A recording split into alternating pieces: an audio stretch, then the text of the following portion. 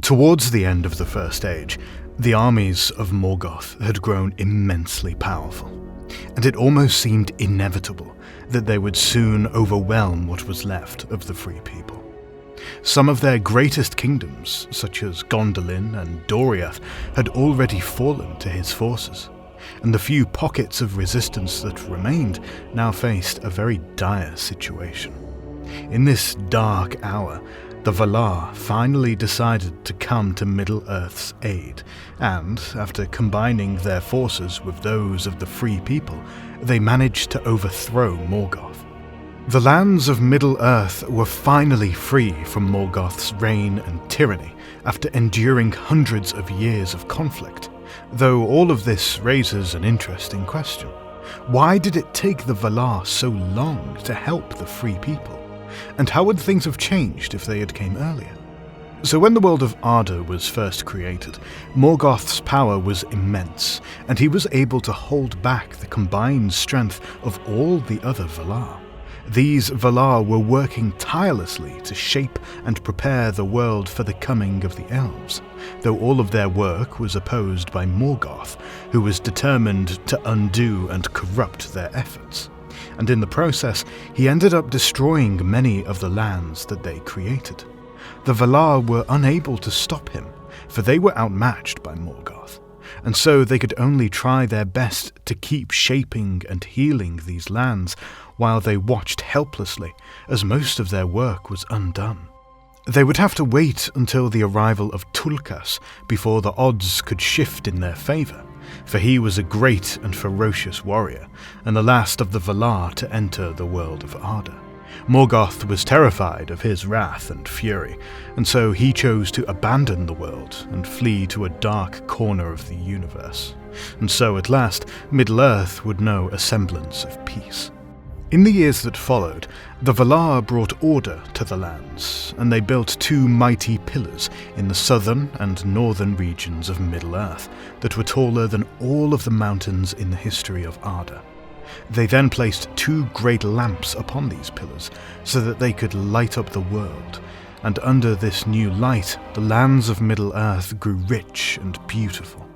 And yet, this newfound bliss could not last, for Morgoth was biding his time in the outer darkness beyond the world, and when he saw that the Valar had grown tired from their works, he descended once more into the world, and he tore down these pillars and broke their lamps. The destruction that followed was unimaginable, for these pillars crushed the lands beneath them, and the fires of the lamps spread across the earth and scarred the lands of Arda.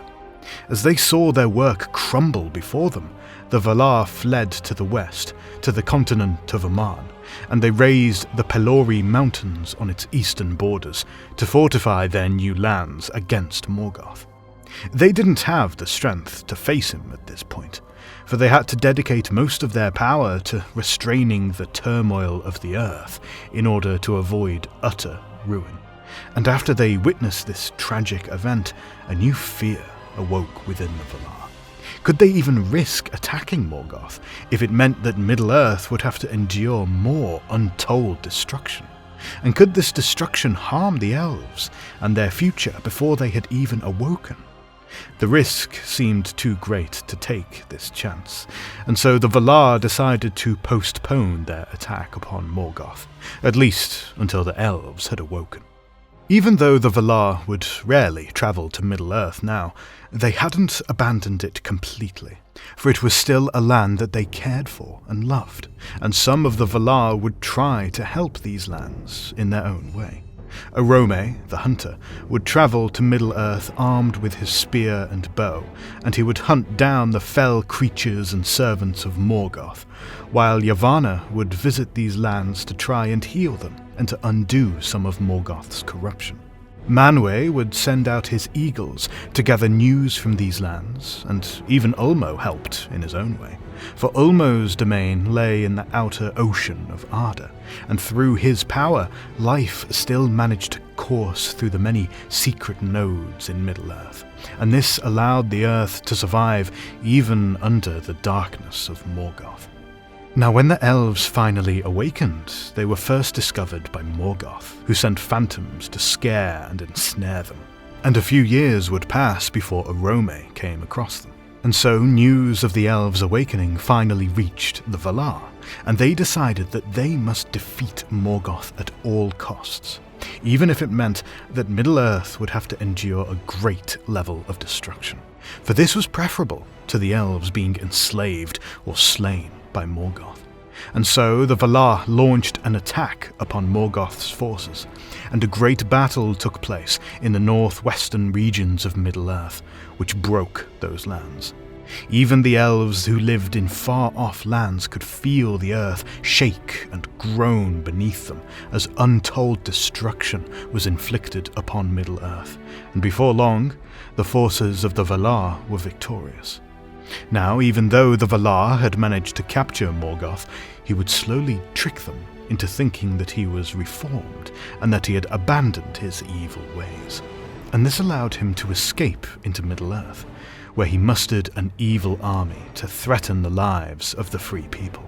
It would then take the Valar over 500 years before they finally decided to come to Middle-earth's aid. And so we must ask once more, why did it take them so long, and what exactly were they waiting for? So after the Valar's last war against Morgoth, the face of the world was disfigured, and the shape of Middle-earth was changed forever. And from this war they were able to witness the incredible destruction that could arise from their conflict with Morgoth.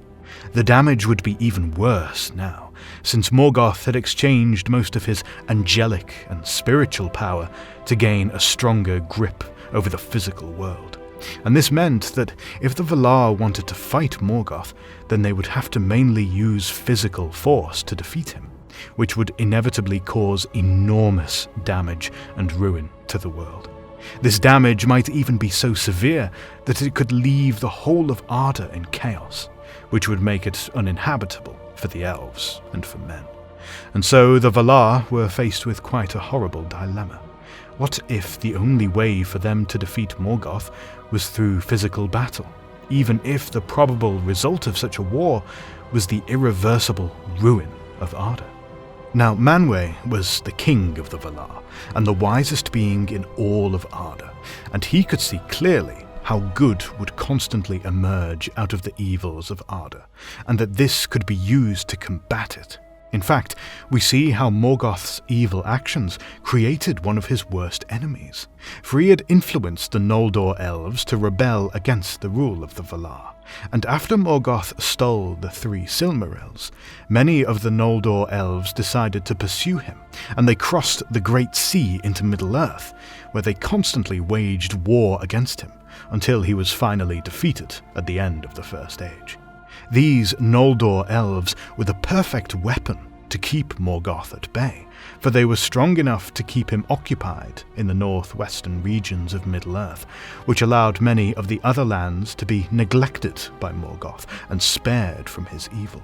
They were also not strong enough to completely threaten his defeat, for this might have provoked him into a frenzy of nihilistic destruction, in which he would be hell-bent to utterly destroy as many people and lands as he could.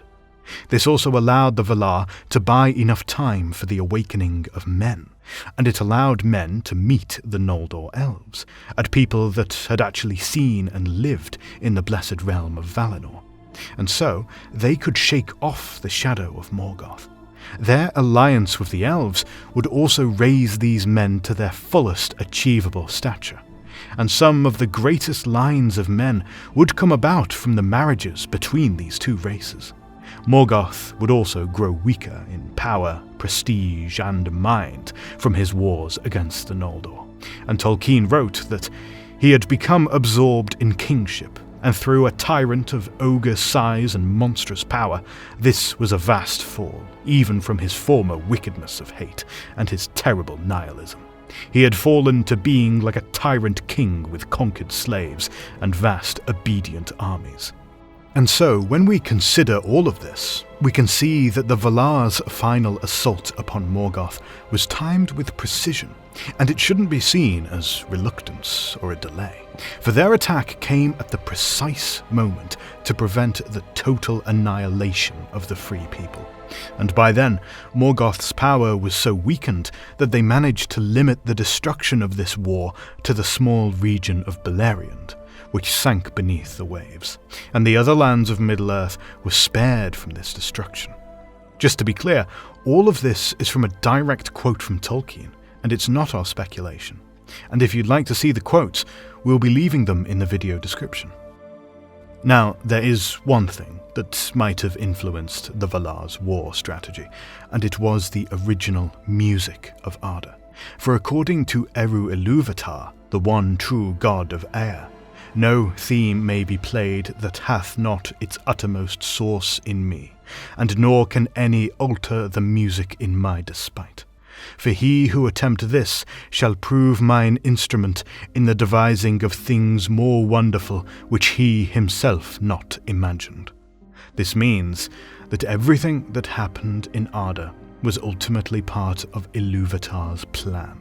And this might have actually made the Valar wary of interfering too much, for only Ilúvatar could change the music. This would actually prove to be a mistake on the Valar's part, for Tolkien wrote that Ilúvatar made it clear to the Valar that they should have fought earlier against Morgoth's dominion over Middle-earth.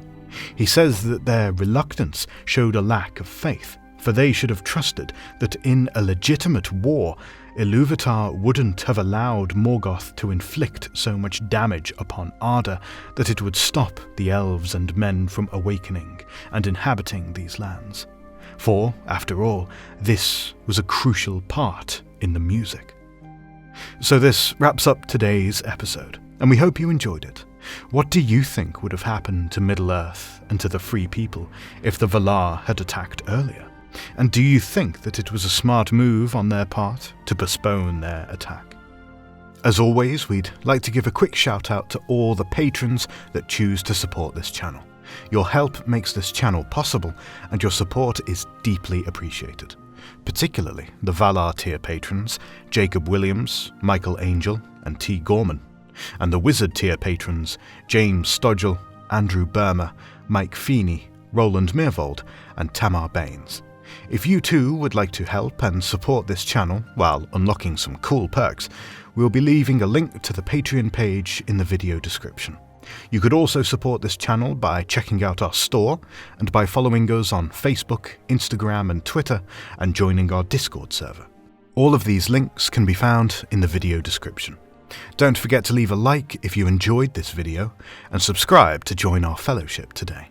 Until next time, when we'll once again explore the magical world and lore of Middle-earth.